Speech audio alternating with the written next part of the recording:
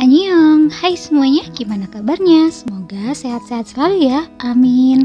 Sekarang kita review Sell Your Haunted House episode 8 yuks. Opening dibuka dengan Ji-a yang membaca sejarah tentang hantu yang tak punya wajah. Ia beritahu sekretaris Jo tentang anak yang dibawa Oh Sung-sik malam itu tidak punya wajah juga. Dan sekretaris Jo bilang, tapi tertulis di sini makhluk itu tidak bisa diusir pakai jarum pengusir setan. Dia pun bilang, itu yang membuatku kepikiran, ibuku sudah tahu kalau jarumnya tak berguna tapi ia tetap memanfaatkannya hari itu. Aku harus tahu apa yang ingin ia lakukan. Kemudian Ji-a mendatangi Inbam. Dan ternyata guys, yang memporak-porandakan rumah Inbam dan sekretaris Jo bukan Ji-a ya. Meski di episode sebelumnya diarahkan seolah-olah Ji-a yang mendatangi rumah mereka mencari file 1979. Inbam protes saat Ji-a tanyakan file tahun 1979 karena dia habis kemalingan juga. Dan di sini adalah rumah nenek Inbam yang didatangi orang-orang Dongsuk. Dan ternyata Dongsuk dan sekretarisnya Biang Kerok yang memporak-porandakan kediaman Inbam dan mencari sebuah catatan yang tampaknya hilang. Oke, kasus baru dulu nih, tentang hantu anak kecil dan pasangan suami istri ini ingin menjual apartemennya. Si ibu yakin hantu itu adalah anaknya dan suaminya minta tolong agar anaknya bisa pergi dengan damai. Jadi anak mereka diceritakan meninggal karena kecelakaan. Tim pun mencari tahu tentang apartemen tempat tinggal mereka yang dibatasi oleh pagar pembatas. Kata sekretaris Jo, apartemen ini adalah gabungan antara para penduduk dengan para penyewa. Inbom dan Ji-a melakukan kunjungan ke apartemen tersebut. Ji-a tampak kelelahan nih karena sulit melihat wajah hantu anak kecil itu. Ia pun berlarian ke sana kemari mengejarnya. Hingga anak kecil itu ada di belakang Oh Inbam. Seorang petugas tiba-tiba datang dan Ibu Inbyul mengatakan mereka adalah tamunya. Ia kemudian menanyakan pada Ji-a apakah itu Inbyul dan si Ji-a mengiyakan karena si hantu anak kecil memanggil ibu saat ibu ini datang. Ibu Inbyul minta agar saat pengusiran ia bisa hadir, tetapi tentu saja ditolak mentah-mentah oleh Ji-a karena itu bisa bahaya. Intermezzo, di sini Kang Tae mendatangi rumah Oh Inbam dan mengatakan Dongsuk membuangnya. Sementara Ji-a didatangi sekelompok ibu-ibu apartemen, teman-teman Ibu Inbyul, dan minta supaya harga apartemen tidak turun dan membuat Ji-a sangat kesal. Hari pengusiran tiba.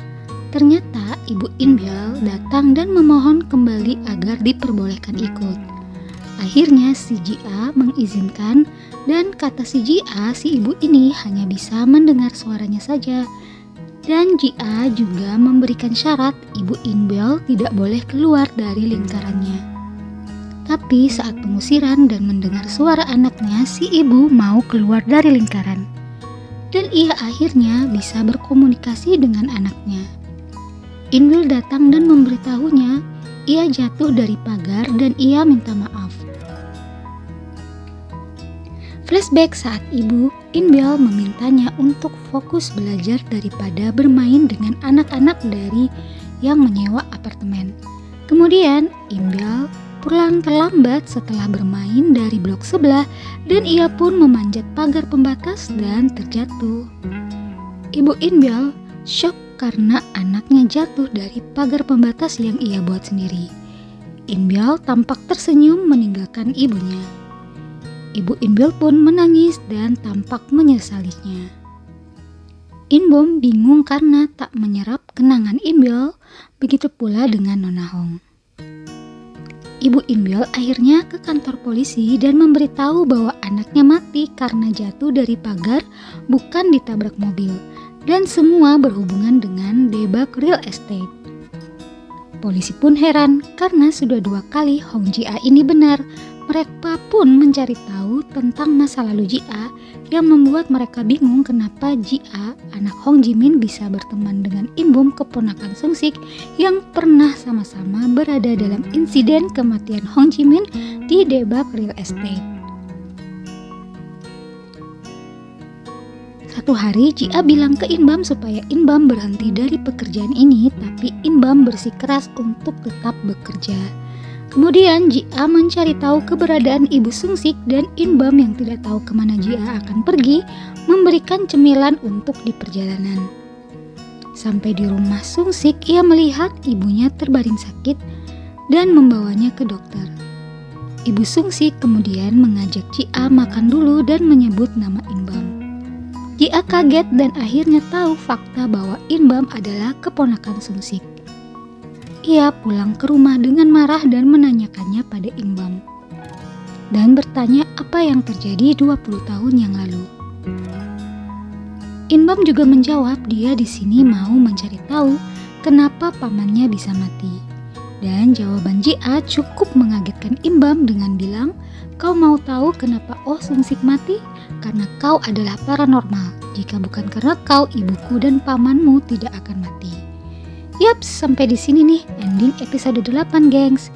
Diakhiri dengan pertengkaran antara Jia dan Im Bum. Semakin seru ya guys, kira-kira gimana ya ke depannya? Apakah Jia masih mau bekerja sama dengan Im Bum? Padahal Jia juga butuh Im Bum dan mereka memang good partner. Well, kita tunggu saja reviewnya di Sell Your Haunted House episode 9 hanya di Ratu Drakor Channel.